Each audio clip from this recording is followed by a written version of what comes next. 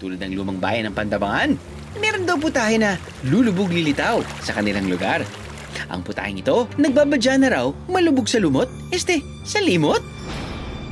Believe it or not, Beros, ang mga lumot sa bato, ginagawang pampalasa sa isang putahe dito. Hindi ko masasabi kasi di ko pa ngayon ko lang narinig yan. Ngayon ako nakarinig. Word, siyempre. Lumot, di man kinakain yun. Ala pa akong narinigan ng ganyan. Para sa mangingisda na si Tatay Totoy, ang lumot sa bato, Parang lasang isda din. May tamis, may linamnam. Talagang iba din po, kakaiba talaga yung lasa. ang lutong ginagawa niya rito. Sinigang na lumot sa bato. Ito raw ang kinakain noon ng mga mangingisda tuwing wala silang huli. Yun nga lang, sa paglipas ng panahon, unti-unti nang nababaon sa limot ang lumot. Madalang na po yung tumitikim noon dahil marami naman pong ibang makukuha lang ngayon. May mga gulay, isda. May mga lambat na po, pukot, kung ano na pinakuhin ang huli. Hindi na rin po siya galong pinansin. Pero for today's video, sasamahan nating manguha ng lumot si Tatay Totoy para matikman ang nakalakhang niyang putahe. Itong ilog ng Pantabangan ay kumukuha sila ng lumot at lumot sa bato specifically. At yun yung ginagawang pampalasa nila sa pagkain. Tama ba yun, Tatay Totoy? Tama po. Paano po nagsimula yun? Ay, nagsimula po yan nun sa angkil ko na kumain kami dalawa. Opo. Nagsandok po siya ng sabaw. Nagsandok ng sabaw. Opo. Masarap naman. Ay, bandang huli po nahanap ko yung laman. Opo. Ano po yung akalain niyo dapat? Akala ko po isda. Isda na, kumbaga, sinabaw ang isda. Sabi ko po sa uncle ko, Kil, ang tagal naman yan. Busog na ako sa sabaw, wala pa yung laman. Natapos na rin siya, nagtitinga pa. Nagtitinga ba? Aba. Okay. Mamaya-maya at pinalalambot pa.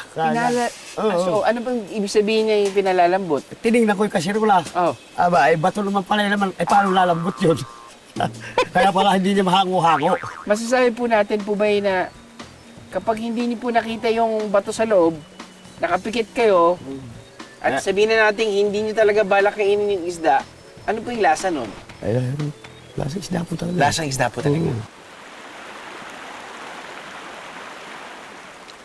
Ang hinahanap natin mga lumot na sa batuhan sa ilog kung saan hindi tumitigil ang daloy ng tubig. Ito raw kasi ang malinis na pwedeng gamitin bilang pampalasa sa ating lulutuin.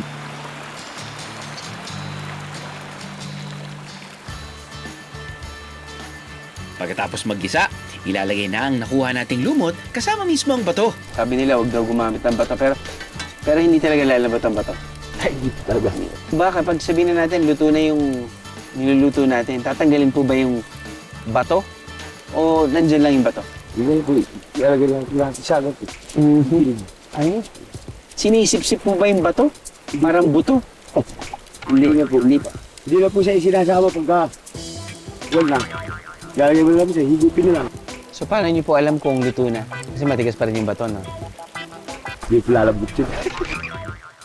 Ang pampaasim na ginagamit nila dito, dahon ng balangabang. Sinasaguhan din ito ng tulya at suso na makukuha rin sa ilog.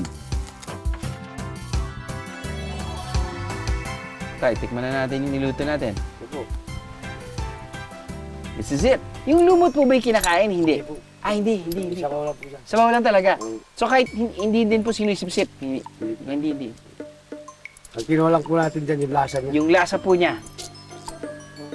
Nalalasahan ko yung alat, nalalasahan ko yung kagat ng siling haba.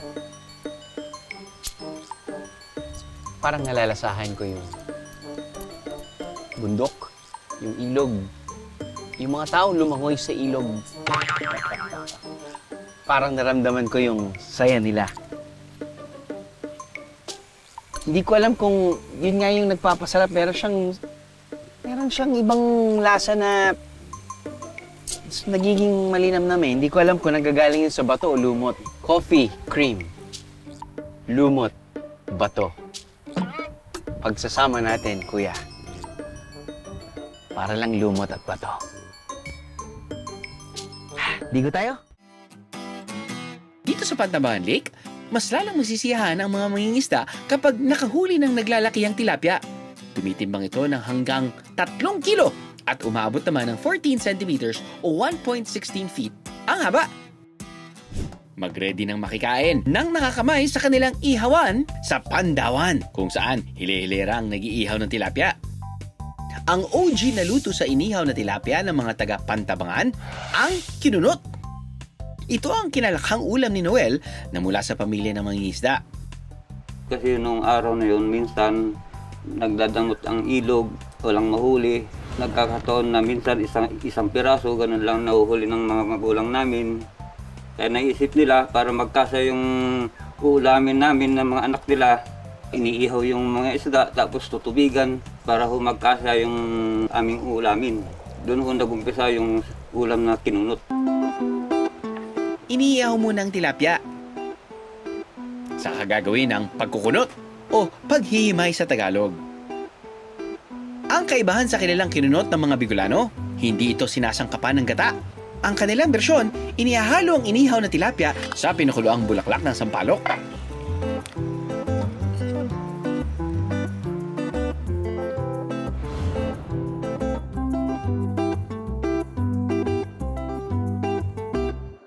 Tropa, medyo maasim tsaka yung inihaw na isda na galo.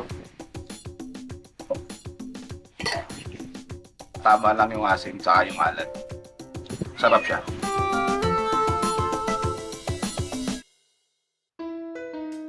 Winner din kaya sa ating panlasa ang sunod nating matitikman? Kakaibang mga luto sa tilapia, literal na winning dishes ng isang resort sa Pantabangan. Tilapia, but make it social.